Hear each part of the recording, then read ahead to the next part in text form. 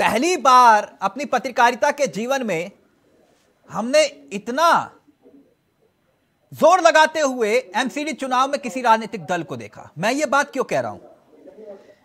एक दिन में बीजेपी ने 210 चुनावी रैलियां कर दी।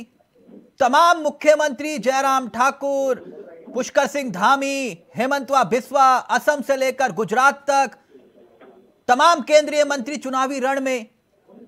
ये लोकसभा का चुनाव हो रहा है या फिर पार्षदी का चुनाव हो रहा है मैडम?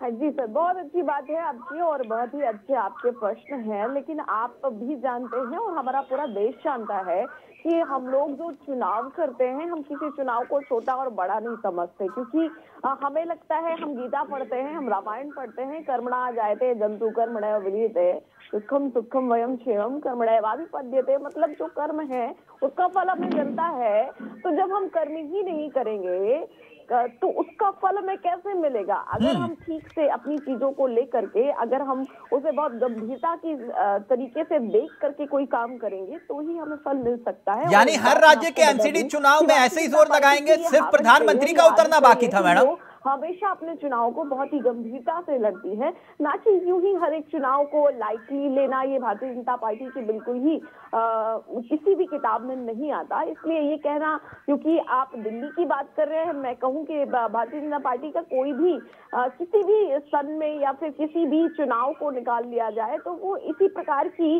जो उसकी एक क्रियाकलाप होती है वो स्थिति बनाकर चलती है। कंचन मैडम, मैंने तो कभी नहीं देखा कि किसी और राज्य के चुनाव में आपने तमाम मंत्रियों, मुख्यमंत्रियों, आप केंद्रीय मंत्री सबको उतार दें। सिर्फ देश के प्रधानमंत्री का चुनावी रैली करना बाकी था कि नहीं? नहीं, ठीक है, लेकिन ये मालूम होना चाहिए कि दिल्ली भारत का दिल है और जब दिल ही अच्छा है और दिल में अगर हम लोग अच्छी प्रकार से प्रतिभा और अपना एक प्रभाव ना डाल पाए तो फिर कोई मतलब नहीं है हमारे चुनाव में, हमारे इलेक्शन में या फिर हमारे भारत में होने का। तो भारतीय जनता पार्टी तो हमेशा अपना